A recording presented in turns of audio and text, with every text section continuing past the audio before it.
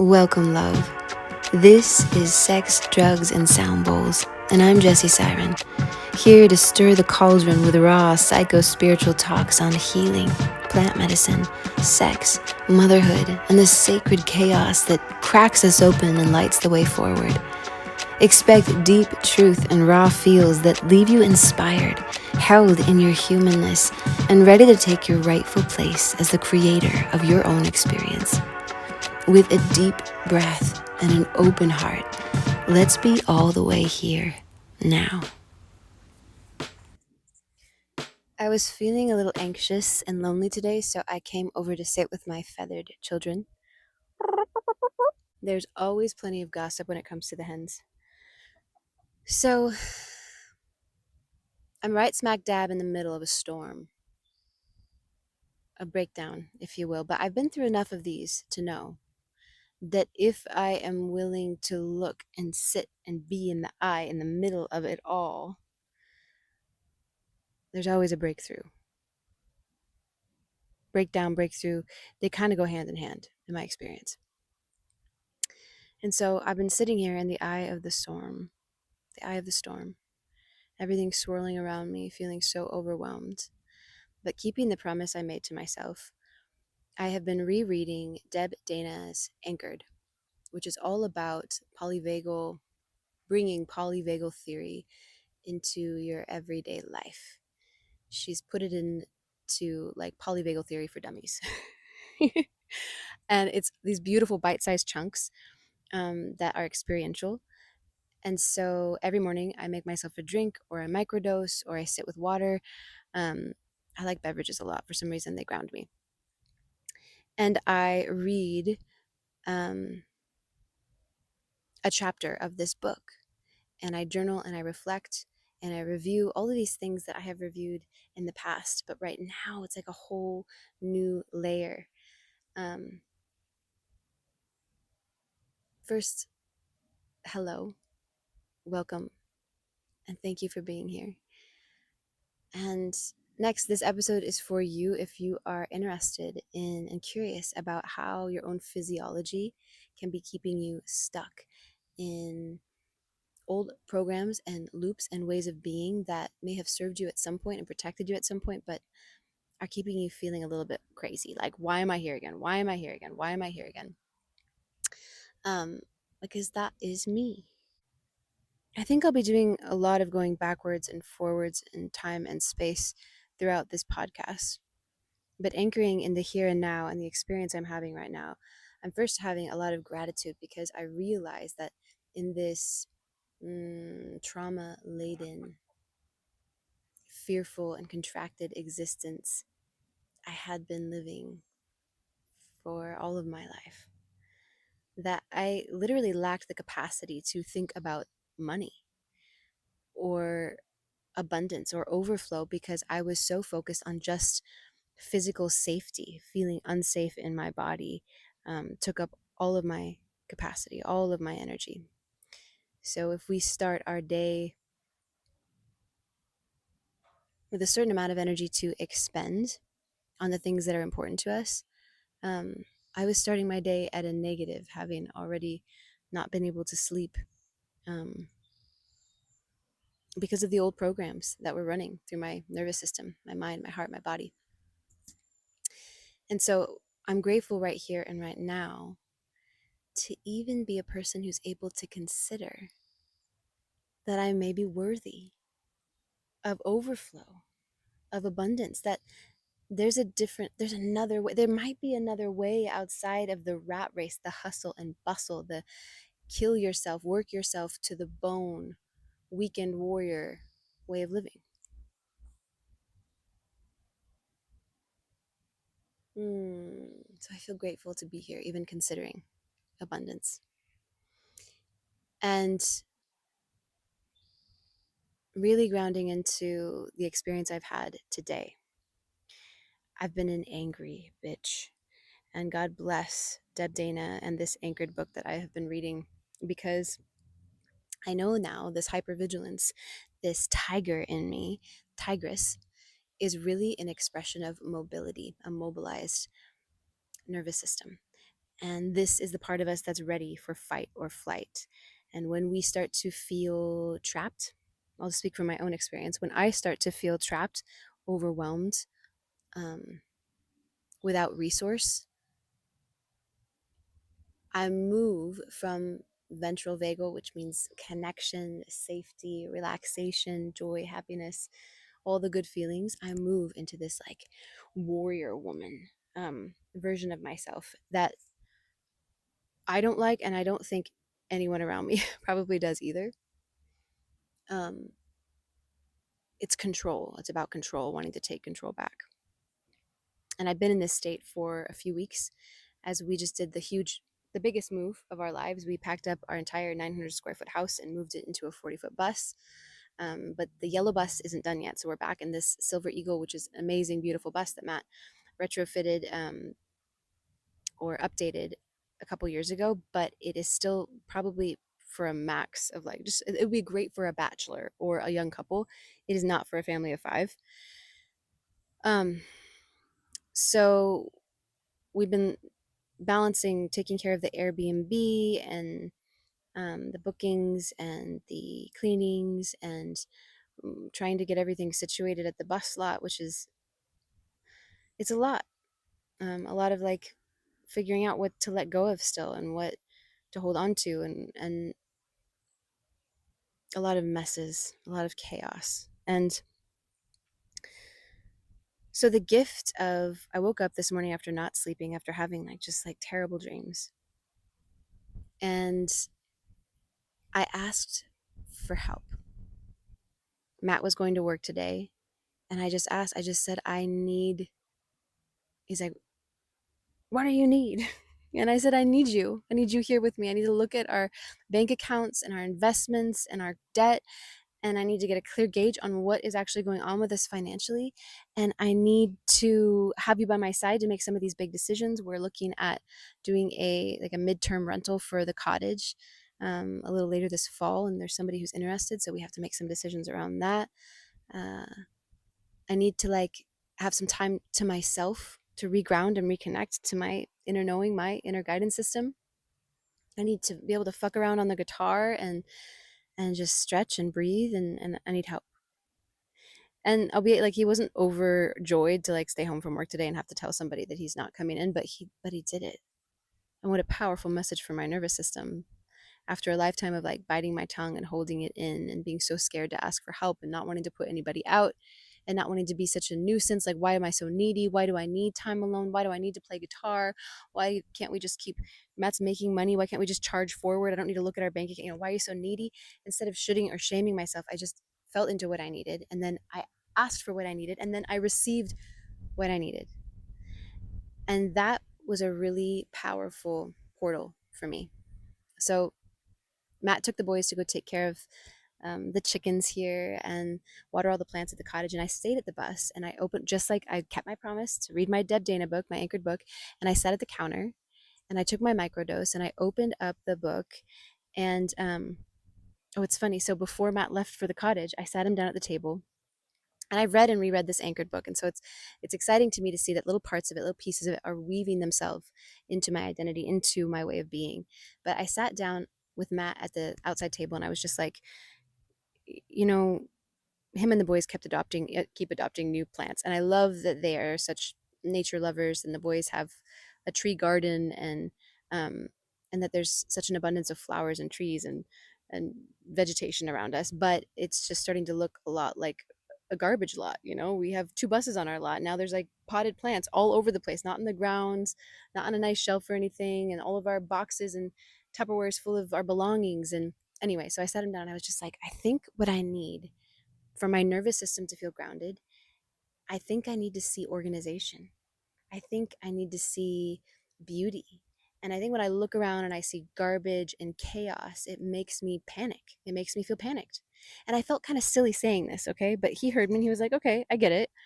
And committed and made a deal that we're not going to take anything new into our lives until we have a good handle on everything we've got. So that means sorting through the garage, sorting through the shed, um, that everything beautiful and useful. Everything has a place and a place for everything. And I keep getting this message from my inner knowing, my higher self, whatever you want to call it, God, source, universe, love, that if I cannot manage and appreciate and take care of the things that I have, I will not be blessed with more, because I am at, it's showing the universe, it's showing, I'm reflecting back to myself that I'm at capacity, that I can't handle more, that I'm overwhelmed with what I have. And so my subconscious then is going to protect me from having to go into um, this stress over having too much, right? So that felt beautiful to have this conversation around, let's just like honor what we have. Let's organize the garage. Let's give away what we don't use or need anymore. And we've been doing a lot of that, but I'm excited to do even more of that. It feels so spacious. And then Matt left for the house, and I sat down with my Deb Dana book. And the chapter that I was reading was all around cues of danger and cues of safety. And it was ironic because just before I read that bit, right, I had sat down with Matt and said, I think these are cues of danger for me. And I think what would weave more safety, a feeling of safety into my life, is if things were organized and beautiful. And so I sat and reflected even more on what things are cues of danger for me. And busyness, lack of eye contact, not being understood, rushing, a very full, overfilled schedule, feeling out of control of time, of life, of belongings, excess, clutter, chaos, ugliness, garbage. All of these things make my nervous system feel a little fluttery. Now, something else I have to enter into this space, and this could be a whole podcast episode of its own, but it's something I've been thinking a lot about, and I've been calling it hidden triggers. And the thing is about your subconscious and your body, right, is that there are so many things happening behind the scenes that we are not aware of. And Matt and I had this journey years ago. We were sitting right in the grass over there. And when the medicine came on, a plane came overhead. And I just started sobbing. And I had this vivid image of myself after a very traumatic incident, standing outside under the big blue sky, sunshine, birds chirping, and an airplane flying overhead. And it would happen that after this medicine journey and this awareness, this remembering, I became hyper aware that every time an airplane went overhead, every time I heard an airplane, my system would go into fight or flight. And that, oh my God, for how many years have I been walking around downtown or at a party or with some friends or under a big, beautiful blue sky with birds chirping, and an airplane goes over and I'm thrown into fight or flight, and I think something's wrong and I don't even know. I don't even know why my heart is racing or I'm sweating or I want to get out of here. And so it was a powerful awakening and it sent me down the rabbit hole, really researching how the body keeps the score. And in order to protect us in a moment of trauma, it is taking in everything from sights, from sense to sounds to feelings, so that if those things should happen again, without having to analyze or understand or figure out or think our way to safety, the body will just take over and you'll have the urge to run or fight or freeze. Um, and so as I was sitting here pondering all of the things, the obvious cues of danger that were around me, I started to like feel a little bit of grief around how many positive things were also at some level, um, because of old programming, tied to traumatic events. Birdsong, blue skies, airplanes, being alone, um, certain smells, certain days of the year. And I started to feel a little helpless and hopeless. And so I wanted to share this, first of all, because I feel like it's powerful to start to tune in and start to notice when your body is sending you cues of danger. And then to notice what is happening around you when you're having those sensations in your body that you are not safe. And to pause and ask yourself, am I in immediate danger right now? Is there something wrong? Is there something unsafe? Am I unsafe? And if you can look around and pick up on that you are in fact safe, to consider that it might be a quote unquote hidden trigger. There might be something here that is reminding you of a moment in your life when you weren't safe. And the helpless, hopeless part of me is just like, oh, well, now forevermore, airplanes overhead. will send me into a panic. I mean, there was like probably 4 or 5, maybe 4 to 6 months where I would hear an airplane and I went back into that panic until I reclaimed that sovereign throne seat on the throne of my life and remembered that we always have the power to rewrite the story, to rewrite the song. And the way I've found that humans seem to learn, um, and not the quickest, but maybe the deepest, is through repetition, whatever it is, whatever the thing is just to introduce it and then introduce it again and then introduce it again. And then in between these introductions, to take a break, to step away, to live your life, to integrate by just simply being and flowing without overthinking and overanalyzing. And so that's what I do. I ebb and flow. When I would hear an airplane, I would just think like, I'm safe.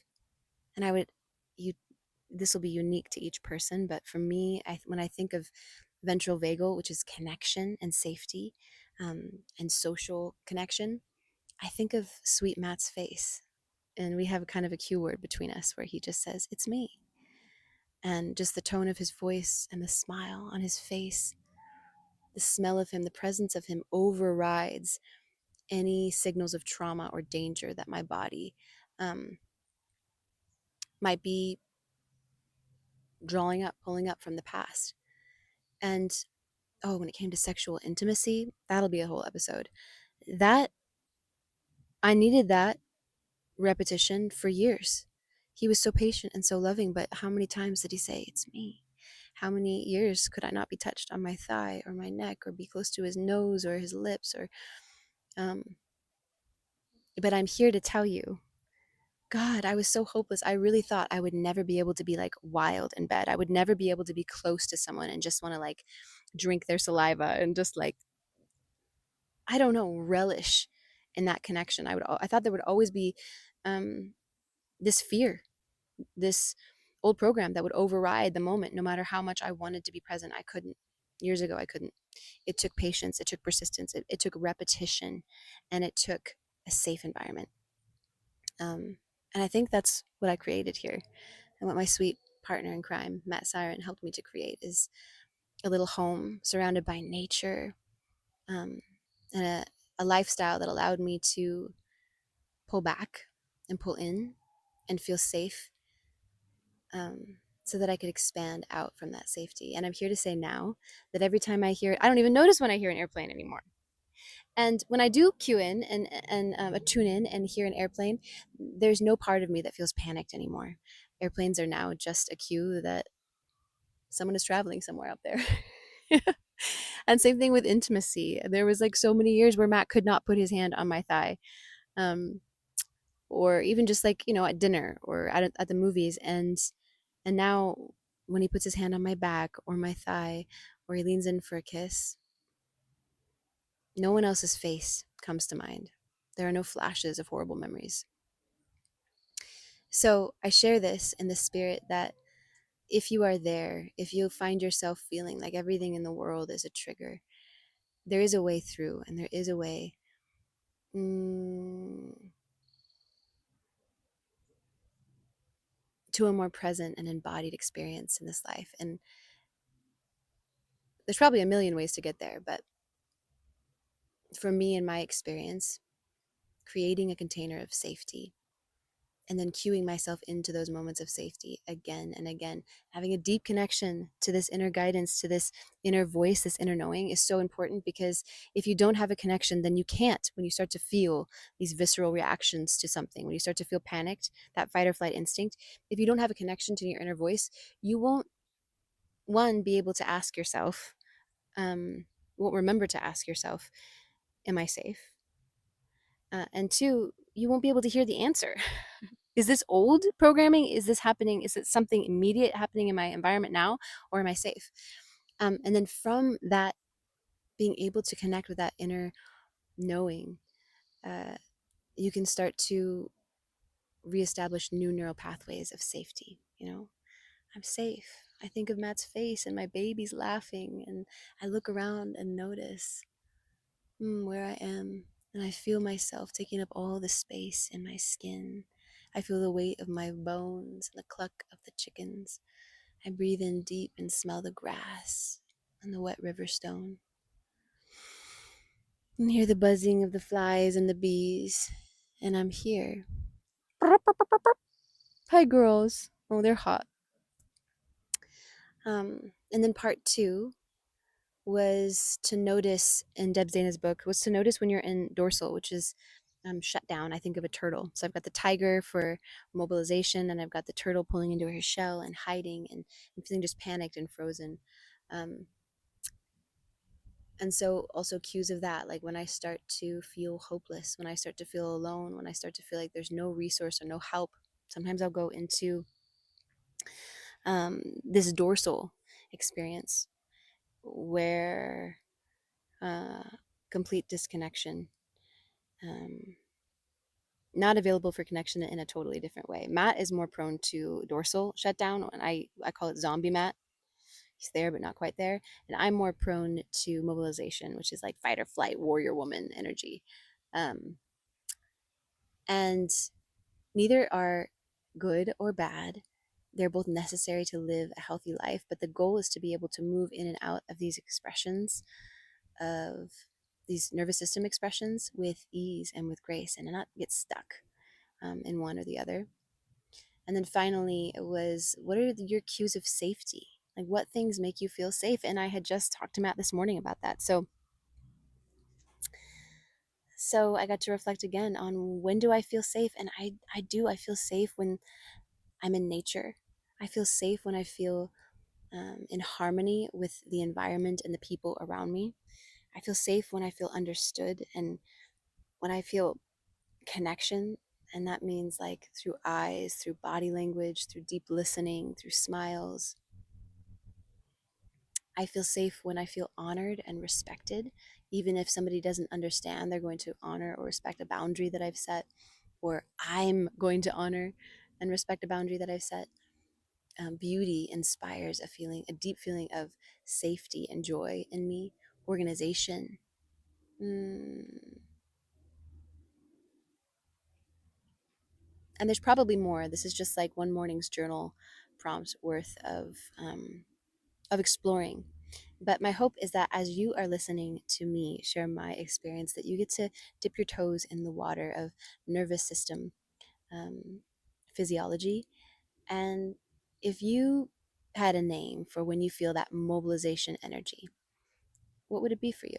Tiger, warrior woman, asshole, whatever. And when you move into the dorsal, right, which is the freeze, one time I opened Matt called me down to help him work on the wires of the bus. And I remember he opened the wire compartment and I looked at it. And usually I'm a fighter. Usually I'm mobilized and ready for action. And I just was like, my mind went blank. I couldn't think of any resource, any person, anywhere to start. I couldn't think of a question to ask Google. I was frozen. And that to me is the moment I go back to again and again to understand compassionately where Matt's coming from when he's in that state of dorsal freeze, because no one could have snapped me out of it. You couldn't have bullied me out of it. You couldn't have been, there's nothing I could have done. I was just there, at least for the moment. Um, so I don't want to say there's nothing I could have done. I think we have to experience these variabilities in the nervous system, right? We have to move into dorsal. We have to move into mobilization. But like I said, the key is to not get stuck. So there are ways to unstick yourself if you start to feel like you're spiraling in freeze, spiraling in fight. Um, but yeah, so what would you give your dorsal? I call mine the turtle, right? Pulling into my shell. I'm done. I'm frozen. And then ventral vagal, which is like connection. I think of a benevolent goddess or a mother with her arms open wide and all of her children running to her and sharing things with her, and she's able to hold it compassionately, engaged. She's smiling. Her eyes are connected. Her heart is connected.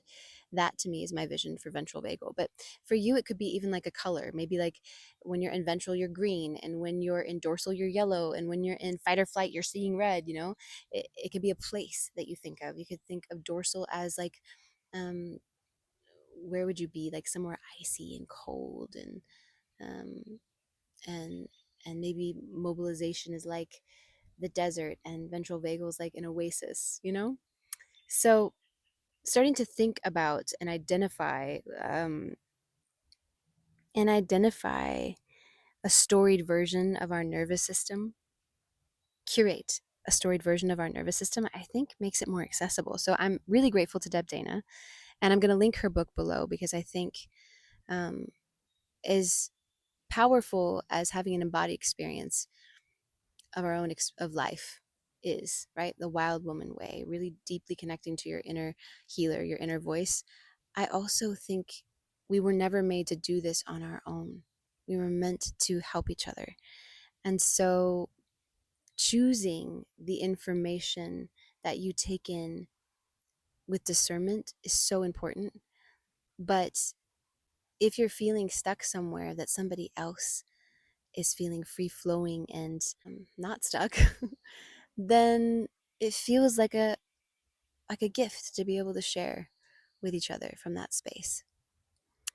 So, okay, what was the end of the story? So Matt and me made a deal. We're not going to take anything else into our lives until we can get a handle on what we've got. And that's everything from plants to clothes to any belongings, books. And then we sat down together and we looked at our finances. So we wrote down empowered credit use, right? Because any debt we have right now is because we've made a conscious decision to invest in this off-grid, fully mobile dream home that we built, right? And then we wrote down investments, and then we wrote down just like cash flow. And we had both, with our heads down, been charging forward and just like hoping for the best, like and taking any work we can and grinding away and going to bed exhausted, panicked that we were like so far in the red. And um and I just I said to Matt before we looked at our finances, I know this seems really crazy and backwards, and I don't even quite have the language for it yet.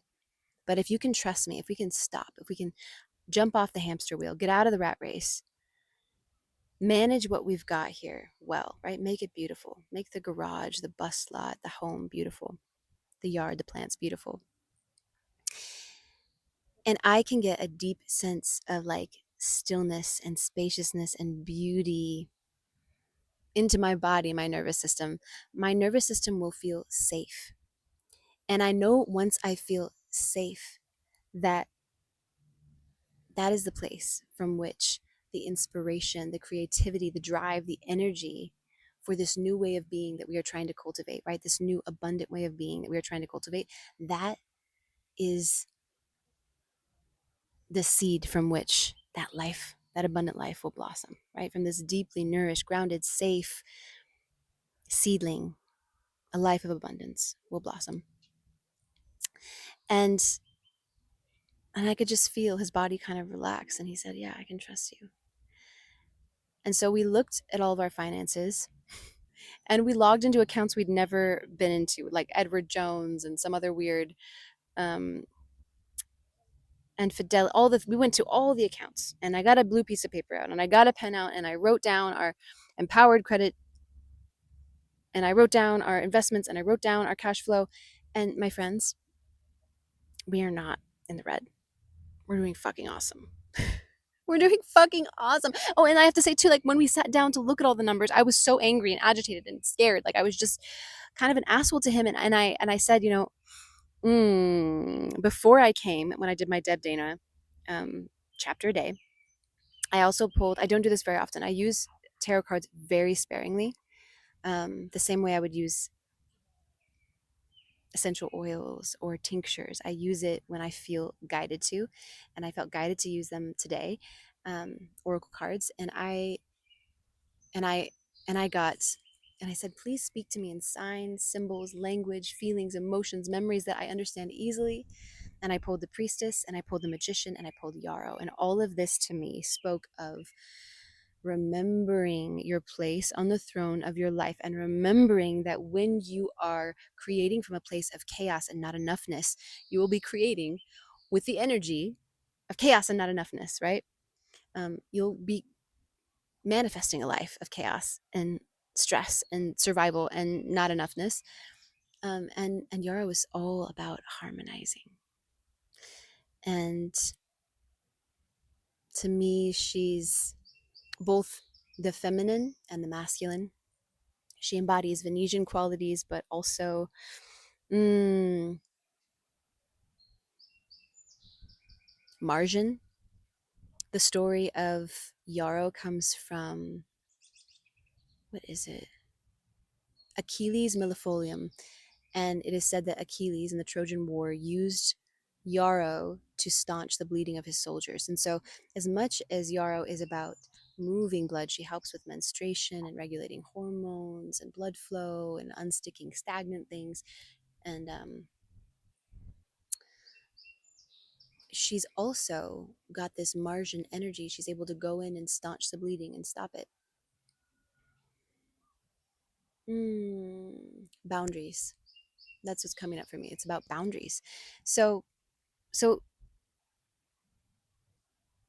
taking all of this intelligence into my body and my heart, I felt really inspired moving into this conversation with Matt about, yes, of course, we need to be calm. We need to be relaxed. We need to be the people we want to be in order to hold the stuff that the people we want to be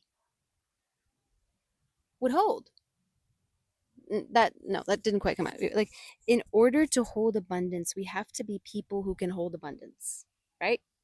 So you can't have the abundance and then work out and then you become the person that holds abundance. No, it's not how it fucking works. You had to be a person who's grounded and spacious and believes that they are worthy and doesn't have to just pass it on or give it away or find some way to get back to zero. No, you have to be a person who's comfortable with abundance, with holding it, before abundance will come and stay and not just leak through your fingers. So we looked at our numbers.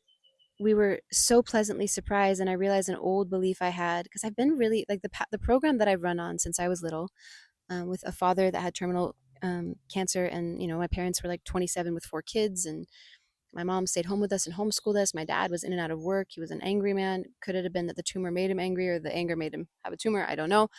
Um, but he was always in and out of work, and I found myself as a child having this experience of money, that there was never enough, or maybe there was just enough, right? Because I had food, but I never had extra. I would never ask for like new clothes or new things.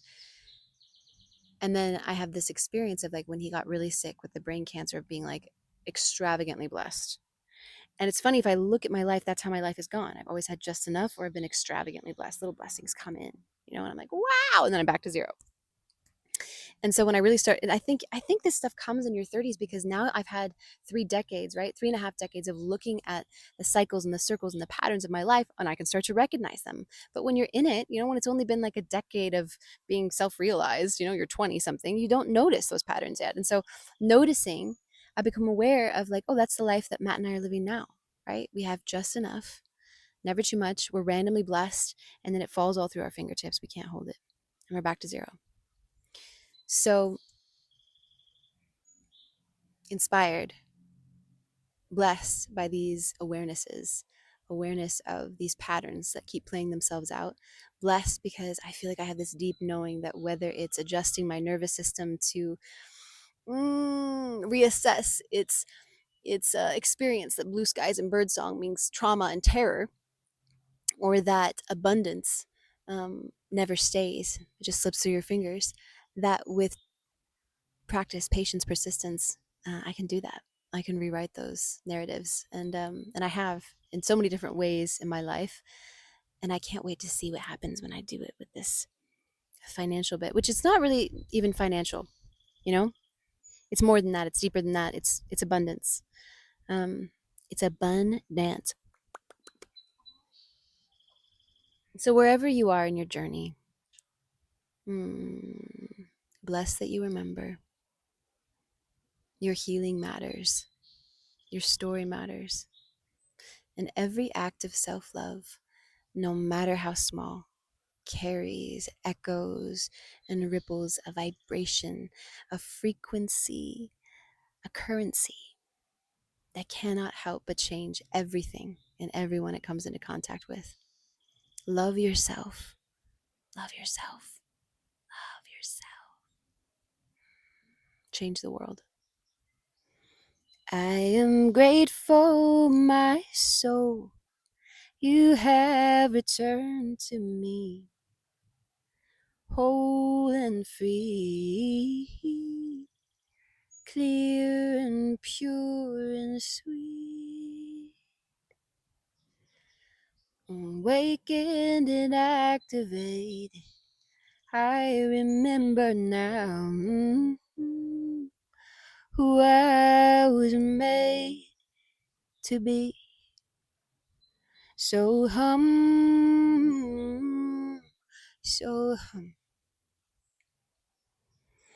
so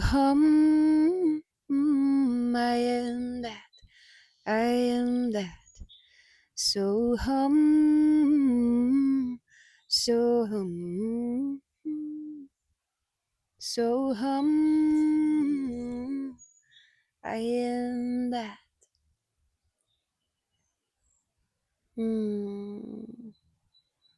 And through all of this, I found myself at some point on the way to have this conversation with Matt, feeling like, God, like, why do I need so much? I need space and time to alone, and I need to know what's going on with our finances, and I need him to stay home from work, and I need partnership, and I need music, and I need to express what's in my heart, and it's just so much. Like, I'm so needy. There's something wrong with me. And then I got this beautiful reminder. Look to nature. Everything in nature is fucking like that. Everything has its own ecosystem, right? Its own chemical makeup of the soil that it thrives in, of the environment that it thrives in, why stuff in the tropics don't grow here, why stuff here wouldn't grow or thrive in the Arctic or in the tropics, like why roses, right? The most beautiful, most high vibrational, one of the most beautiful flowers in the garden, they're so sensitive, right? They're so prone to black spot. They need to be cut hard all the way back, right? They need a hard season of introspection in order to blossom fully and expand out into the world to give their gifts. They need deep nourishment of the soil.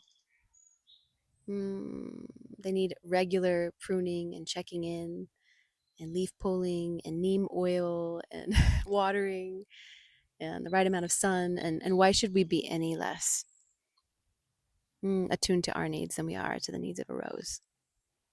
Okay, that's all, my friends. You are worthy of abundance, and I can't wait to see, to hear, to know what is coming next for you. Bye, friend. This podcast is here to share stories and spark curiosity, not to replace professional advice. Before diving into any psychedelics or practices we talk about here, check in with your own deep knowing, your healthcare provider, and know your local laws. Anchor in your own truth before reaching out for anything or anyone. That is the real power. And one more thing, I make this show just for you. If you're loving it, drop me a comment or review on Spotify, iTunes, or YouTube. Let me know I should keep showing up. Grateful to be here with you.